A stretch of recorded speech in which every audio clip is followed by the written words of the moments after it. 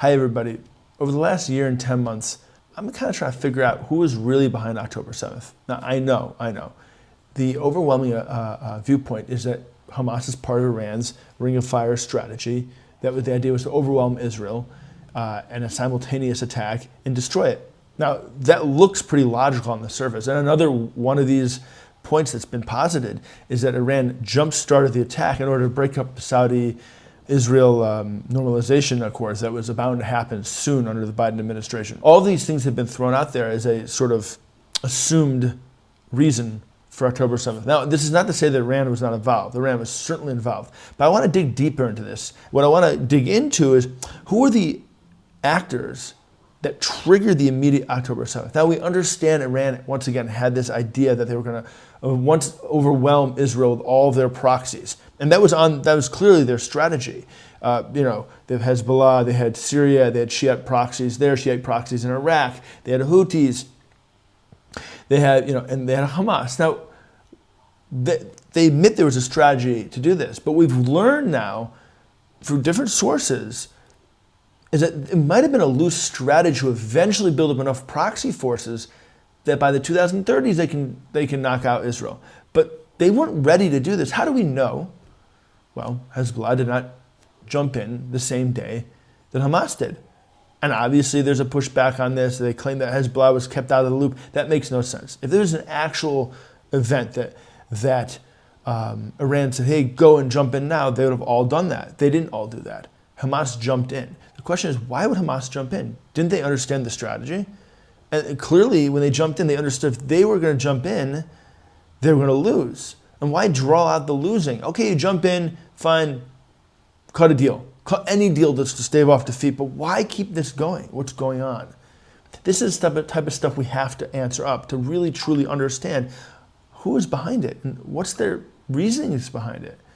Okay, so let's first off figure out why it's not Iran. Not to say, once again, Iran is involved. We understand that Iran is certainly involved.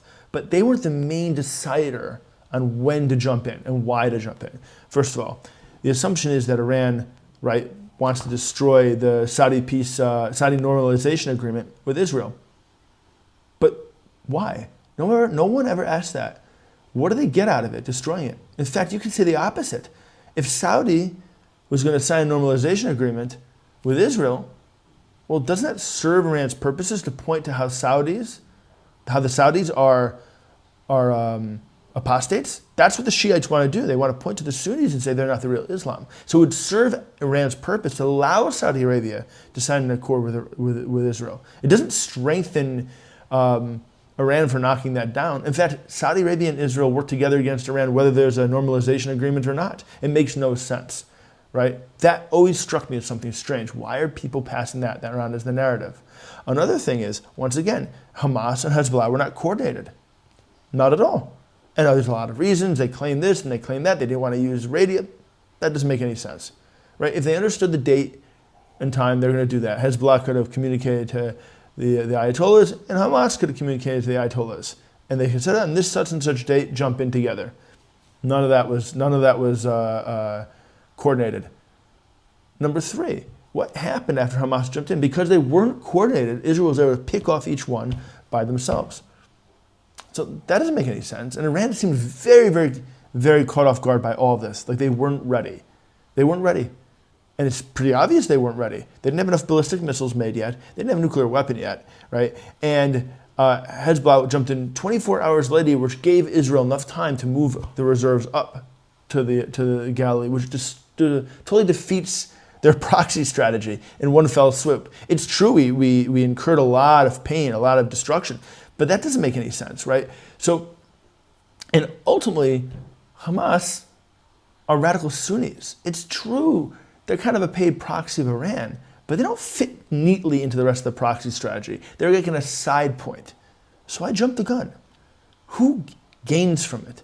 Who in the Middle East gains from it? To truly understand this, we have to understand that the Middle East is not made up of Sunnis and Shiites in terms of the Islamic world, There are a lot more people involved. But we could break it down to 3 groups, not 2. And once we understand this, we can understand the true players behind October 7th. We have the Shiites, right? The Shiite militias. We have Hezbollah, Shiites in southern Lebanon and also the northern part of Lebanon.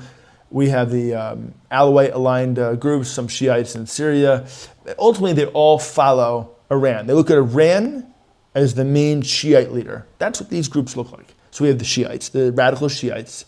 And then we have what many people call the moderate Sunnis, right? Or the non-Muslim Brotherhood Sunnis. We'll get to the Muslim Brotherhood Sunnis, the non-Muslim Brotherhood Sunnis. In that grouping, we have Saudi Arabia, we have UAE, and Bahrain. Now, Bahrain and the UAE signed normalization agreements with Israel, right? Because since they're not Muslim Brotherhood, they allow a certain amount of moderation towards non-Muslims. And Saudi Arabia would like to do that, but they have a street issue, right? That they have a lot of Shiites in the southern part on the oil fields, right? Which would initially, side with Iran against the kingdom. And they have a lot of the Sunni street that still follows what we call Wahhabi Islam, which is an extremist ideology. It's not Muslim Brotherhood, but still Wahhabism. So they need to calm that down first. But they're not Muslim Brotherhood. They make that clear. They're not Muslim Brotherhood. So that's one. They're not now. They were definitely not interested in starting October 7th. But there's another group left. That's Qatar and Turkey. They're Muslim Brotherhood, and a Muslim Brotherhood-based country views Israel as a pariah state. They can never make peace with it. Don't worry about it. It's true that Turkey has some sort of relations with Israel that's based on the secular leadership that was there many, many decades ago. The current leadership is Muslim Brotherhood underneath Erdogan. And Qatar is completely Muslim Brotherhood. Their entire modus operandi is to spread extreme Muslim ideology around the entire world, starting with the Middle East. So you tell me, given that, who would be more afraid of a normalization agreement between Saudi Arabia and Israel? Turkey and Qatar, or Iran? Remember, Turkey and Qatar, their entire goal right now is to set up a new caliphate using Turkey as the main military force and Qatar as the funder and propaganda arm through Al Jazeera to get that done. That's why Turkey overthrew or helped overthrow Assad. He put his guy in there, Jolani, and now he's trying to run the show. There's a dispute between the Kurds and Jolani right now, the Druze and Jolani, because Jolani is working for Turkey, a Muslim Brotherhood nation, right? And the Qataris are funding all that entire operation. Who is another big backer of Hamas? Qatar. These two forces in the Sunni Islamic world are battling each other. And what happened is Israel was caught in the middle.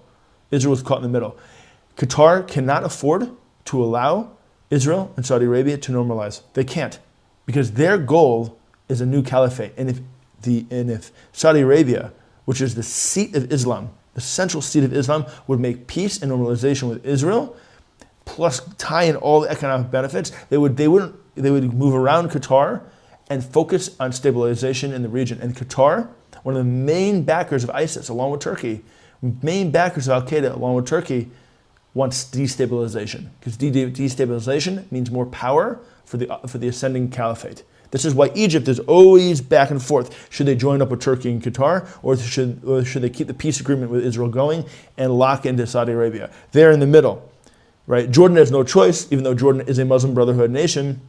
He houses them and stuff like that, but Jordan is completely dependent on Israel for water, so it will not buck the connection there, at least not yet.